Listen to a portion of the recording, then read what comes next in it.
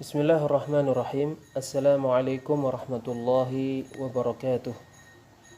Bismillah wassalatu wassalamu ala rasulillah wa ala alihi wa ashabihi wa man wala amma ba'd. Kita lanjutkan kembali mempelajari pelajaran usulul fiqh. Kita sampai pada bab al-akhbar. Al-akhbar, berita-berita.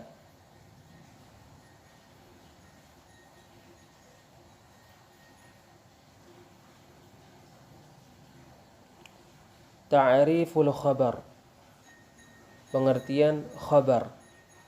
Al-akhbar bentuk jamak, tunggalnya khabar. Al-akhbar bentuk tunggalnya al-khabar. Al-khabaru lughatan an-naba. Khabar secara bahasa maknanya berita. Wastilahan ma udifa ila nabi sallallahu alaihi wasallam. Secara istilah maknanya adalah apa yang dinisbatkan kepada Nabi sallallahu alaihi wasallam min qaulin au fi'lin au taqririn au wasf, yaitu perkataan atau perbuatan atau ketetapan atau sifat.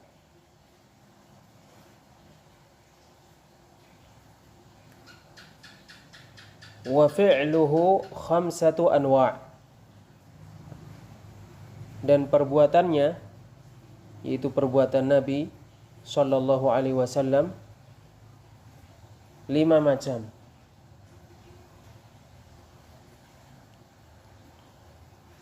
Al-awwalu, macam yang pertama, ma fa'alahu bi muqtadal jibillah, apa yang Nabi SAW kerjakan berdasarkan yang dituntut oleh tabiat. Kal akli, seperti makan. Contoh yang lain seperti minum, seperti tidur, dan contoh yang lainnya. Fala hukma lahu fi dzatih, maka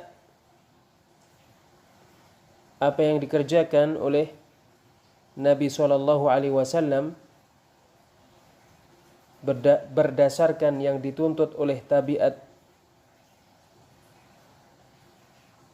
tidak memiliki hukum pada zatnya. Tetapi kadangkala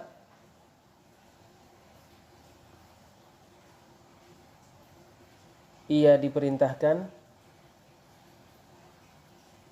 atau dilarang karena suatu sebab, dan kadangkala ia memiliki sifat yang dituntut, seperti makan dengan tangan kanan, atau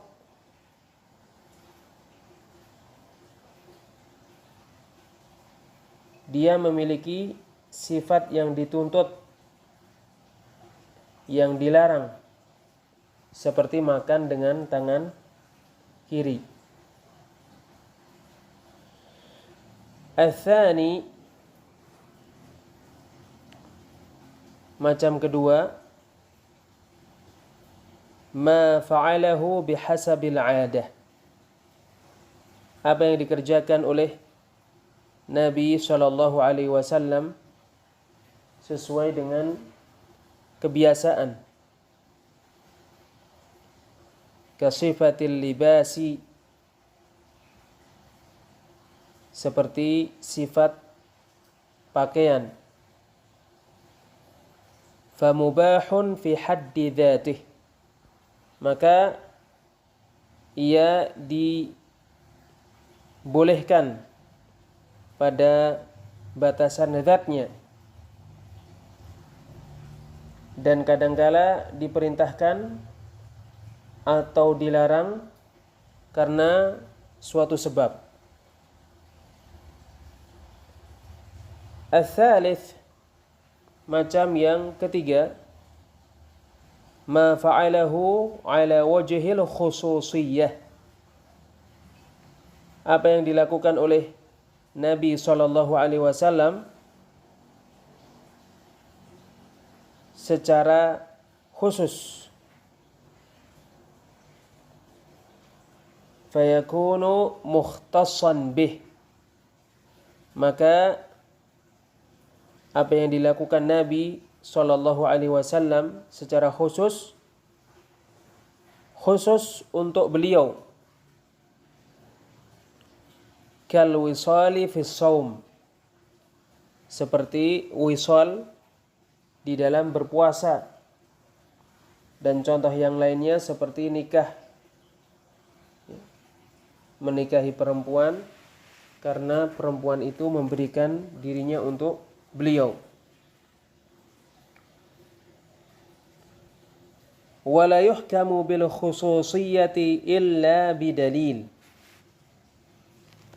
apa yang dikerjakan oleh Nabi SAW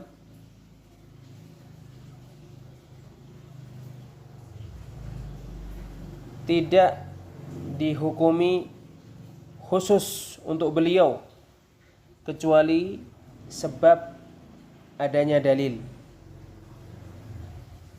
Li'annal aslat ta'assi bih, karena pada asal apa yang dilakukan oleh Rasulullah adalah untuk ditiru. Ar-rabi', macam yang keempat, ma fa'alahu ta'abbudan,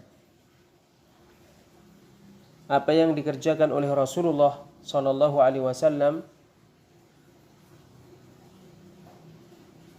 karena beribadah, fawajibun alaih, maka beliau wajib melakukannya, hatta yahsulal balaghu liwujubit tablighi alaih, sehingga penyampaian terlaksana karena menyampaikan wajib bagi beliau.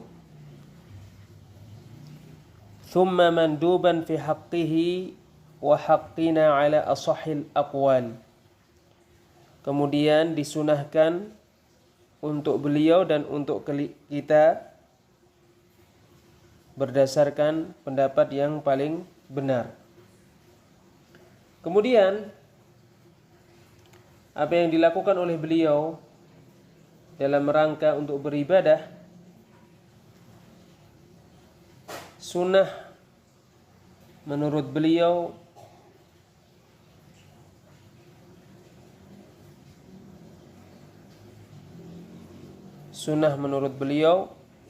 dan sunnah menurut kita berdasarkan pendapat yang paling benar. Demikian itu karena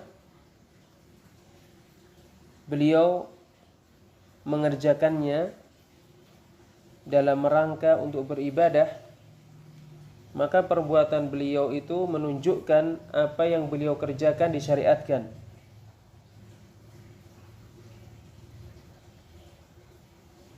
Dan pada asalnya meninggalkan tidak dihukum, oleh karena itu disyariatkan secara tidak ada hukuman karena meninggalkannya. Dan inilah hakikat mandub. Contoh apa yang dilakukan oleh Rasulullah SAW dalam rangka untuk beribadah adalah Di dalam hadis yang diriwayatkan Aisyah radhiyallahu anha bahwasannya Aisyah radhiyallahu anha berkata, "Su'iltu bi ayyi syai'in kana an-nabiyyu sallallahu alaihi wasallam yabda'u idza dakhala baitah." Aku ditanya, dengan apakah Nabi sallallahu alaihi wasallam memulai kalau beliau masuk rumah? Beliau memasuki rumahnya. Qalat, Aisyah menjawab, bisiwak, dengan siwak.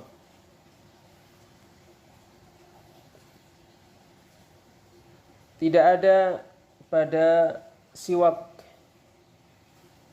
ketika masuk rumah kecuali hanya sekedar perbuatan. Oleh karena itu, ya karena siwak itu hanya sekedar perbuatan, maka disunahkan.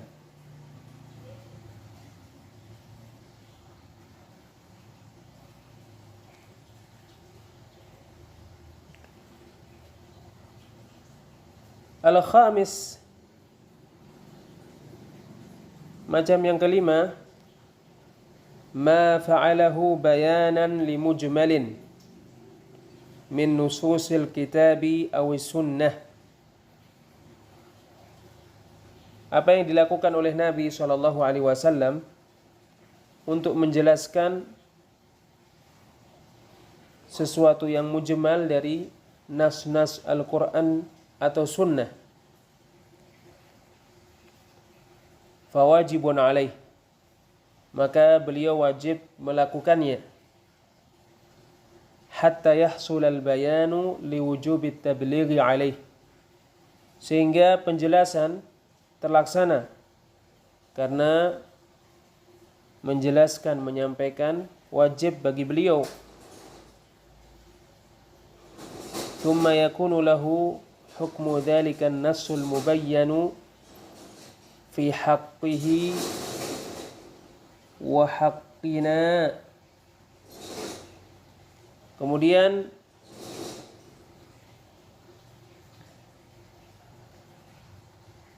hukum nas yang dijelaskan itu untuk kita dan untuknya dan untuk kita, maka jika wajib maka melakukannya wajib, dan jika sunnah maka melakukannya pun sunnah.